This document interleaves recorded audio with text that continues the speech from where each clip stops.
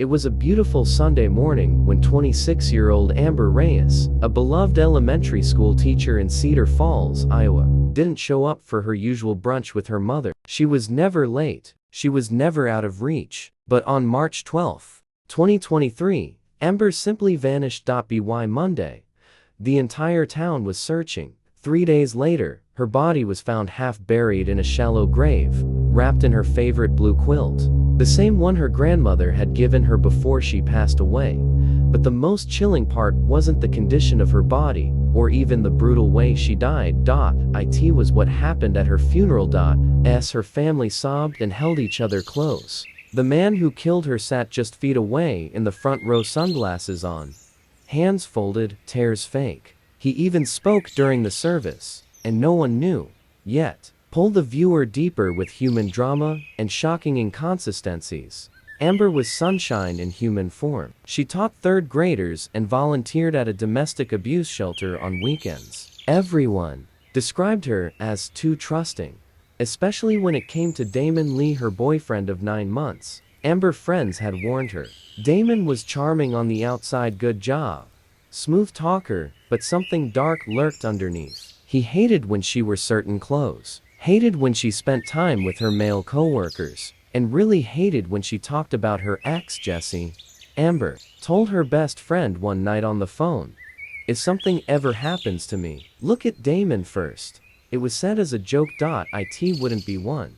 When Amber's body was discovered strangled, nails broken from the struggle, and a fractured jaw, the entire town was stunned. The police initially looked at her ex, Jesse, who had an alibi. Next, they questioned a stranger seen near her apartment, but security footage ruled him out. But Damon? Damon said he hadn't seen her in for days, claimed he was out of town for work, had receipts, had gas station stamps. So, why did he cry so hard at her funeral? Why did he speak so perfectly about her kindness and innocence, like a man rehearsing a line? This is The Heartbeat. Drop big reveals. Keep it fast-paced, emotional, and cinematic. 2 weeks passed. Then Amber's best friend Kylie noticed something odd. Damon had posted an Instagram story the night Amber died. A blurry picture, nothing meaningful. But in the background, a reflection in the mirror. Amber quilt, the same one she was buried in. Investigators revisited Damon's alibi. The gas station timestamps, forged. The receipts, real, but from weeks earlier. Damon had planned this. He'd murdered Amber in a jealous rage after finding texts from her ex and tried to cover it up with the fabricated alibi. He cleaned the apartment with bleach, dumped her phone in a river, and drove her body 3 hours away, burying her in the woods. But then came the twist no one saw coming.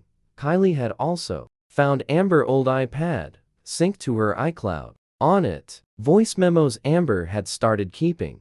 One was recorded the night before she died. Damon just left. He got really angry over some text messages again. "I don't feel safe. I'm going to talk to my mom tomorrow. If anything happens, it's him." That memo alone wasn't enough.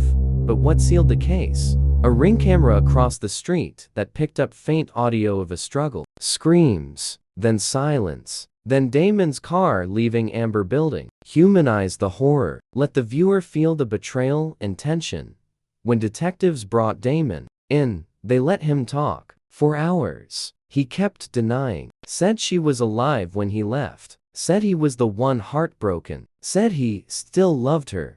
But when they played the audio, and then the voice memo, he broke. Not with guilt. With rage. He slammed his fist on the table, screamed at the officers. "She did this to me. She was gonna leave me. I gave her everything. It was never about love. It was about control." Damon couldn't handle Amber choosing freedom, so he made sure she never would. He confessed. In a plea deal, he described it all down to which hand he used to strangle her, how he cried real tears at her funeral, rehearsed the speech, even hugged her mother. Give emotional payoff, hint at deeper layers, end with a cliffhanger.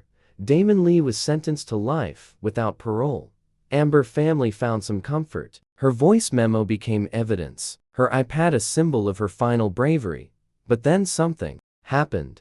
6 months later, Another woman in a nearby town was found dead. Same method, same style of burial, same blue quilt wrapping. The police said it was different, but Amber's sister didn't believe it. She went digging into Damon's past. His high school girlfriend missing, his college classmate found dead, ruled an overdose, patterns, and then she found a photo of Damon, years ago, at another funeral. Front row, sunglasses on, hands folded, crying. What would you do if the person comforting you at a funeral was the killer? Subscribe and hit the bell for part 2. The other woman in the quilt.